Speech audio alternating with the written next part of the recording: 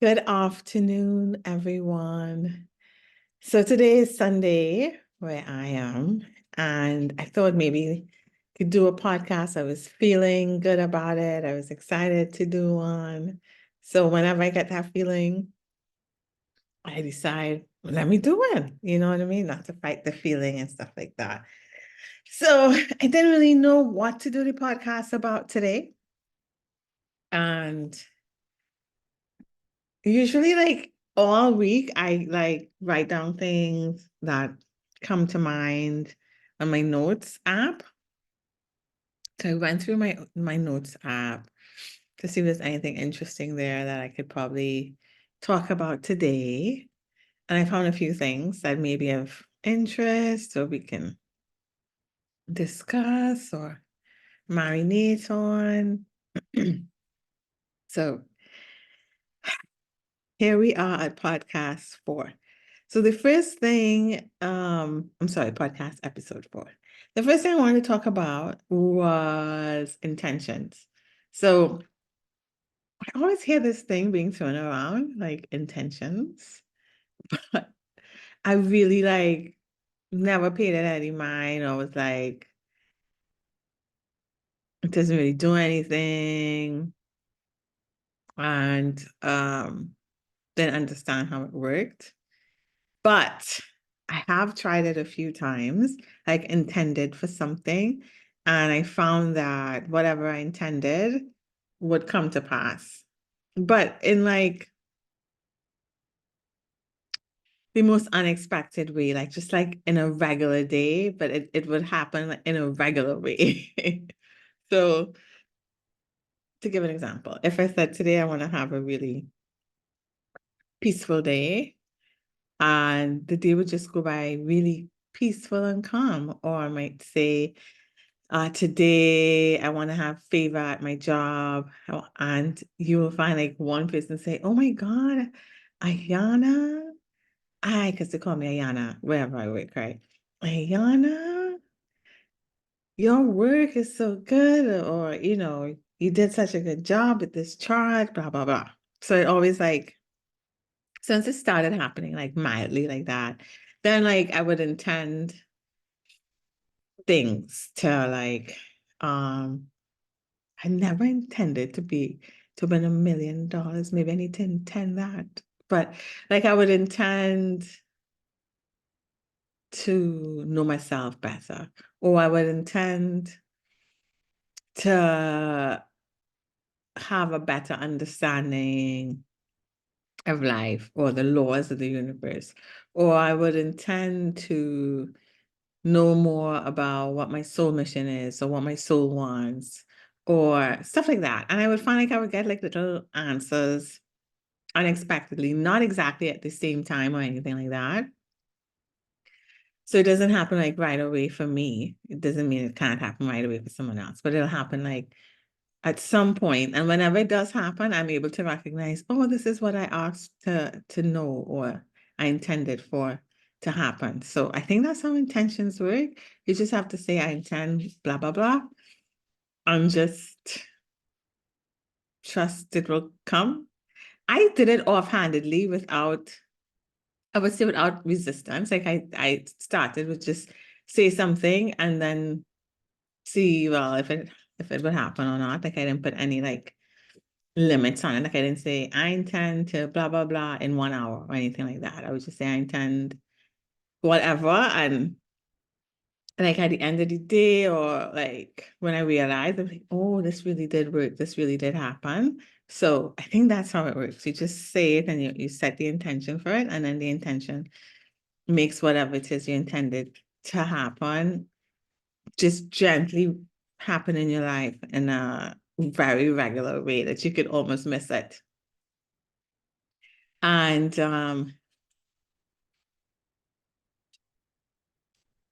like you can intend to know your soul gifts, or you can intend to know who your guides are.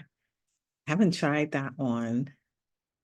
I asked in like an Akashic reading session, but I haven't like intended to know so that it's, that's a good one. Oh, you can intend to know who your angels are, I guess. That's also a good one. I might try, but I haven't tried those yet, so I don't know. But yeah, usually I intend stuff to happen, like the type of day like I want to have, or the type of knowledge I'd like to understand better. And usually I get like something like that would come up. So the other thing I wanted to talk about was um creating the life that you want, right? Or the reality. So I'll tell you kind of something that happened to me. I didn't know that I created it until it happened. And I was like, I don't really want this now. I want this. And I was like, why would this come when I want this? Forgetting that I did ask for what came initially. So what the next thing should come, after. And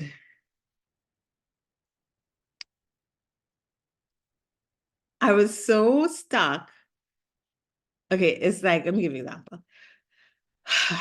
And this is not what I like asked to create to come into my reality. But this is just like, to me, I think practice in creating the life that you want, or being a creator in your own life, right? So it's kind of cool. So say you wanted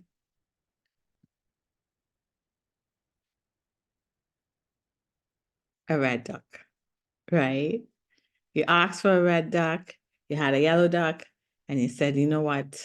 Like a toy, I want a red duck. Now I have the yellow duck, I want a red duck. The red duck came. But in the space of waiting for the red duck to come, you change your mind and you're like, you know what? I think I want a blue duck, right? So you change your mind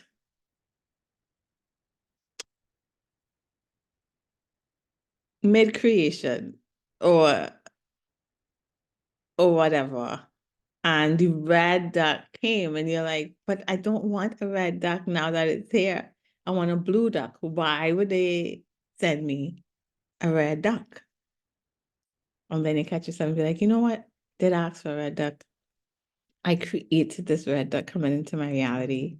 And now I want a blue duck, so the blue duck is coming. The same way the red duck came, and I didn't stress about it, and it just came naturally. The blue duck is coming, and just trust that it is coming. If it's for my highest good, and the best thing for me, it will come. Unless it's not the best thing, then it won't come, and something else will come that's better. But the blue duck coming just like the red duck came. So it's just like practice to me, I think, in creating what you want in your experience. So I got that lesson this week. Okay. I lost something that I had and enjoyed the time eventually of the loss of the something, whole time praying or asking for another something to come that was better than what I lost, right? Got exactly what I asked for, better than what I had before. But now that it's here, I'm like, I don't want that at all. I want something completely different, not even better than this. I don't want this at all in my experience. And I was so upset. I was like, why did this come? I'm grateful. I'm so grateful for it. It helps my life be pretty good, and maintain. But I had this experience before it came, and I really want this new experience. So I forgot. I forgot that I asked for it. I also forgot that I didn't know I didn't want it anymore until it came and I realized this is not what I want. So I'm now creating the new thing. But I forget that. I forget that. Instead, I just stick into, I don't want this. I don't want this. So perception changed, and I'm like, I'm so grateful it came. I'm doing so well at creating this life that I want. And I've just refined the want to something else, even better. But I would not have known until this came that I didn't want that at all. So it's all a refinement. It's all like getting closer to what your heart wants. So I had to learn that this week, and it was kind of cool. Now I feel really happy about what came. I'm gonna try to enjoy it until what the other thing that I want comes, and enjoy expanding what my heart wants and trying to bring what my heart wants into my reality more. Sometimes I get stuck with,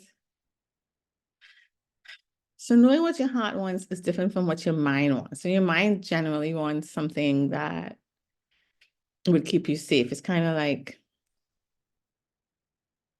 I want to say ego flavored. Because the ego kept you safe, right? Before you knew that you can actually create the reality that you want. So you were just learning from your experiences and trying to make the best decisions based on past experience. And that's what the ego did.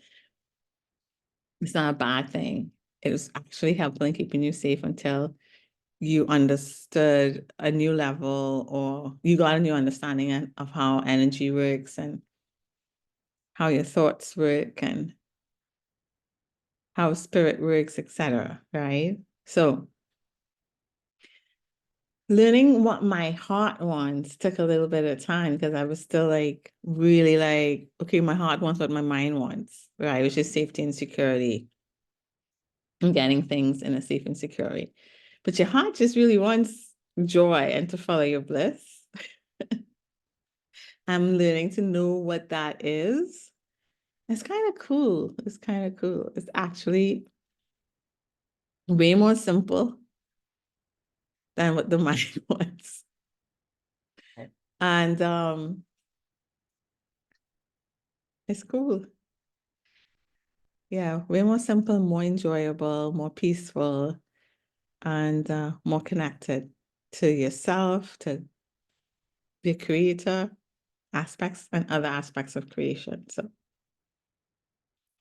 So anyways, I learned that lesson this week. So I am now refining my reality and the life that I want by learning this new thing and asking for it to come into my experience. Or I don't know if it's asking, because you are the one creating it essentially. But asking works until you feel like sure that you're creating it, but it's coming. And I feel very much like it's coming. And that's why I got that understanding. So it's kind of cool. And I think I'm closer to the frequency of it coming because I had that experience of what it was like um before this new thing came. I know I'm talking a lot of code. Okay. So, and then it's also like joy in knowing I'm strengthening my abilities to create what I want in my reality. Like this is practice, not even practice. This is what it's supposed to be, right? Oh, I think I want to experience this. So let me experience that. It's supposed to be unfolding all the time of you wanting to explore new things you want to explore in your experience. So it's kind of cool. Another thing that I think is coming in, and it was once you relax and you let it come in the time that it wants to come, it's kind of cool. So I had asked for my soul tribe to come in. I've been asking for this for a while. And I kept saying, like, where is it? Like I had all this time by myself to think and stuff like that. And then I felt like, okay, I need to like be discussing stuff with other people. I need to have like more connection, but healthy connections. Like I didn't want the same connections I had before, but healthy connections, reciprocal friendships where, you know, I could enjoy conversations and be my true self and not feel like put in a box or whatever. So I was like, when is this going to happen? Eventually, I got an understanding that whatever I am to myself extends into my external. So if like I'm a friend to myself, then I'll have friends in my experience. And the type of friend I am to myself is the type of friend that would come into my experience. Or I think this also applies to like a partner. Like you kind of have to be dating yourself in a way. So the way that you treat yourself is the way a partner would treat you, kind of. So I think I haven't manifested the partner yet, but it's on the list. But basically, I just had to relax about it, be what I wanted to myself and to others that I was in contact with. And eventually it will come into my existence. And the minute, to me, this is like a trick, I think, on understanding. The minute you stop stressing about it coming is when it comes. When you relax and you just enjoy what you're experiencing, that's when it comes. So I since like November, October, I have been stressing about it because I knew my daughter was going to go away for a semester abroad, and a lot of my life is spent with her. Like she's just a company in the house or to go do errands with. And I was like, what am I going to do?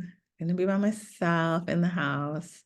And this happened before when she was living on the dorm. She lived in the dorm for 2 years, and eventually I got used to being by myself for 2 years, and it was fine, but I was still by myself, except for people I was working with and stuff, which ended up being, I made quite a few good friends from work and some maintained. So that's kind of cool.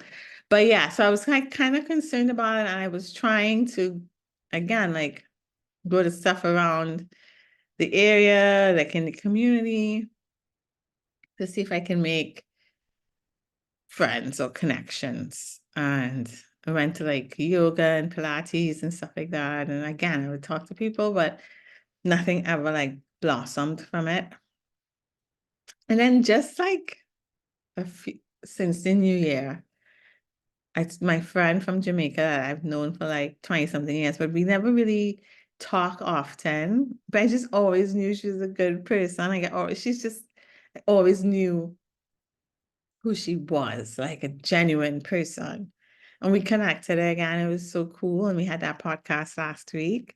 And then one of my friends I used to work with a long time ago, since 2009, we in 2024.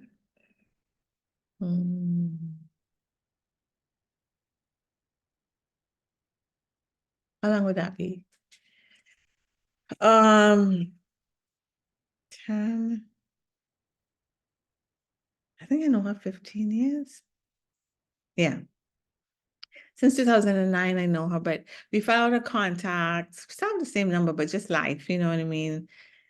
Just busy and not working the same place anymore. But she was always like such a good friend, and we always have a good time. Um, Again, just link up again and had such a good conversation today. And I was like, everything comes once you don't stress about it, you relax about it, and you just enjoy yourself. It'll come nice and smooth and gently and unexpectedly into your experience. So that's good. And I think more are coming. I think I'm gonna have more of a soul tribe. I think it's gonna be. But I'm just not stressed about it. And if it comes, it comes. If it doesn't come, it doesn't come. And I'm gonna enjoy my time regardless, right? And I find enjoying my time with myself. And if I have friends, I'll enjoy those conversations and interactions and stuff like that. But I'm so excited to talk with them and make plans and et cetera, et cetera. So that was kind of cool as well. And then the other thing I wanted to talk about. Oh, so this book I'm reading. So I just wanted to let you guys know what I'm reading now. I am reading a trilogy by Lars Mule. or Mull, Muhl. It's called the O Manuscript. Well, this is back different.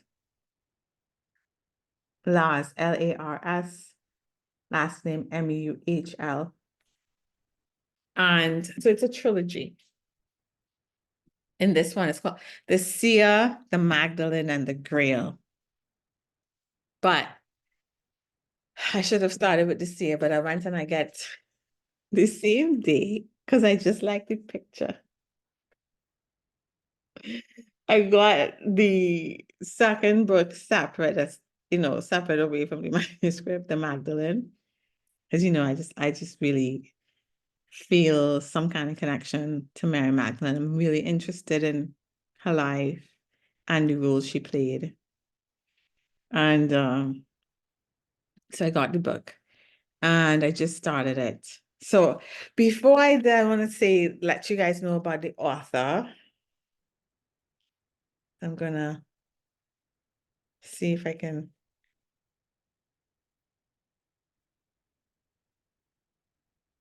find any information on him. He's a Danish writer. This is off Wikipedia. I'll read it from Wikipedia. He's a Danish writer, mystic, and musician, born in Denmark. He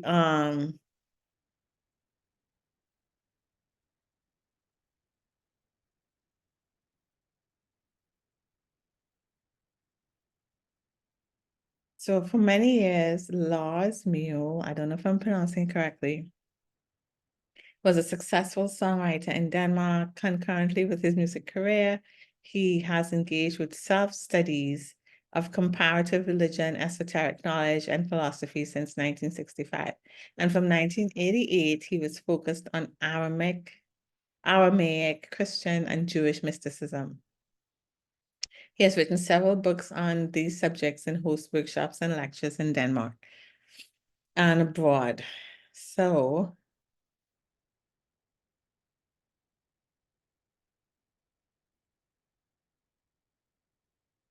he has numerous books.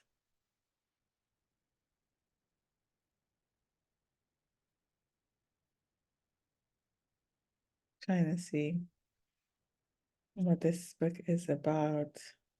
There's a small blurb on the O Manuscript. So I think it's written as fiction, but it's not fiction. Like, it's kind of like experiences that he had, but he put it in the form of a fictional book.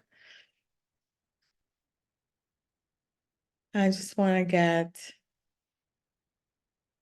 what the synopsis of it is, so you guys can get the synopsis.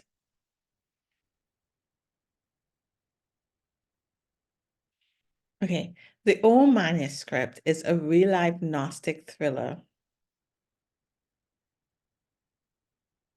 And in it, Lars Mule talks about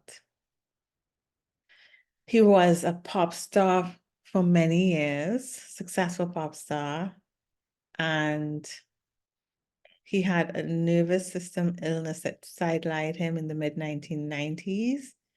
He turned in desperation to a spiritual healer who was able to get him back on his feet after a single phone call.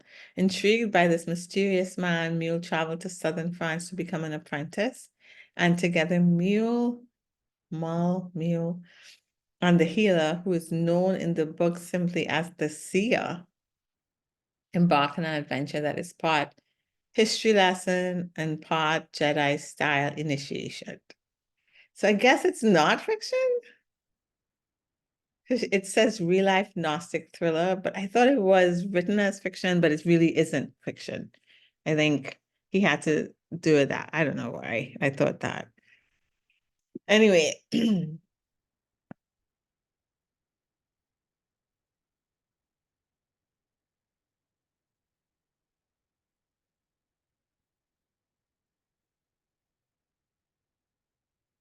Towards the end of his apprenticeship, after years of searching for, I can't pronounce this, Montseigur's secret cave, Mule finally stumbles upon it. Inside, he finds himself in the presence of O, the messenger of light, the source of all things, the symbol of ecstatic union. And it's like a circle or an O. O tells Mule everything mankind longs for is and has always been within his reach. If he would only acknowledge this, there wouldn't be anything else to look for. When this happens, mankind will step out of his self-made prison into reality. The O Manuscript is not another book about positive thinking. Throughout his initiation, Mule Amal was forced to confront his dark side, the shadows that kept him from true health and wellness. This is my journey, says Mule. Every word of it is true and really happened to me. But it is also meant to be a kind of allegory. The lessons I learned are universal. So it's kind of cool. So I haven't started on my journey, but I started with the Magdalene first, which I probably shouldn't. I should probably start with the Seer, which is the first book. But I usually go where my interest lies. So for me, the Magdalene is the first book. So I'm only like a few pages in, but already um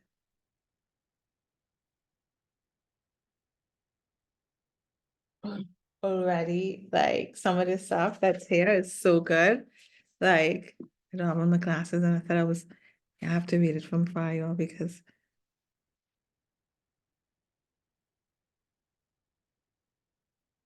it's a long blurb. I'm trying to find the part that is really relevant to it being your self journey, it's an inner journey, and no one can really do it for you. They can assist you sometimes with like getting a better understanding of it, but really the journey is yours. You have all the answers specific to you. And then like I think altogether we'll get the whole picture if we all like share what we discovered. But no one can tell you kind of what your journey is or should be. Um, because it's going to be filtered through their own filters and their own interpretation. So I'm trying to read. The responsibility for yourself is yours and yours alone. No sage or seer can take it upon themselves. There are no shortcuts to paradise. All roads lead through what limited man sees as hell.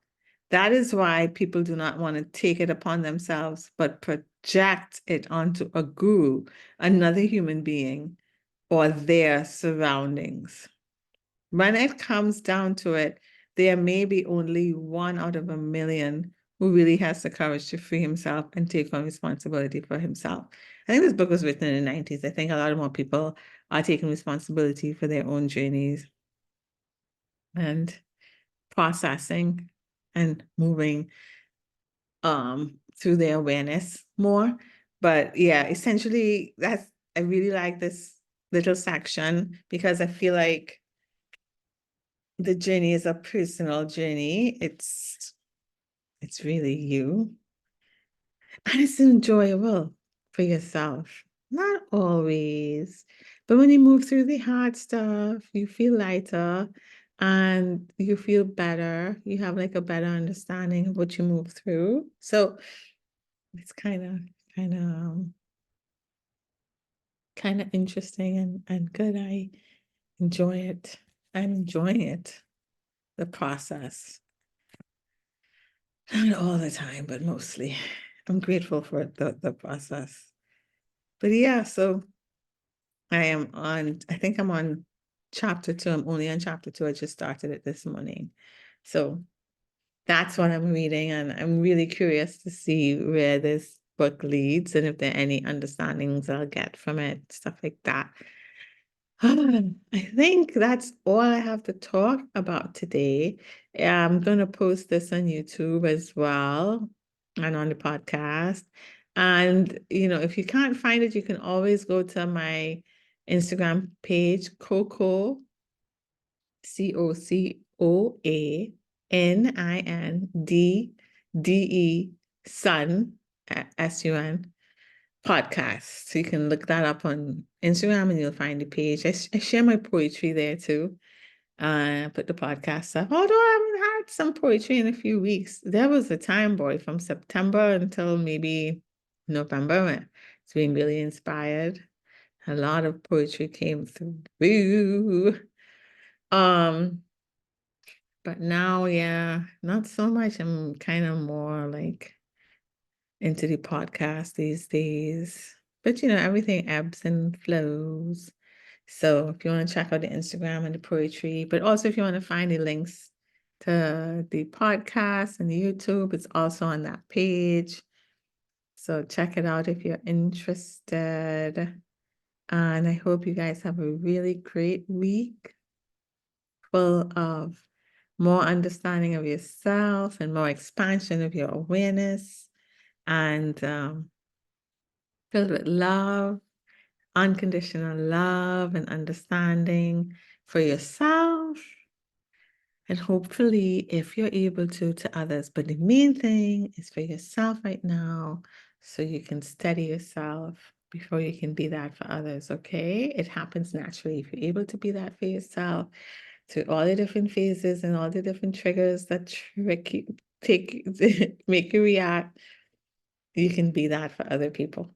So I think that's it. Yeah. Have a great week, guys. Bye.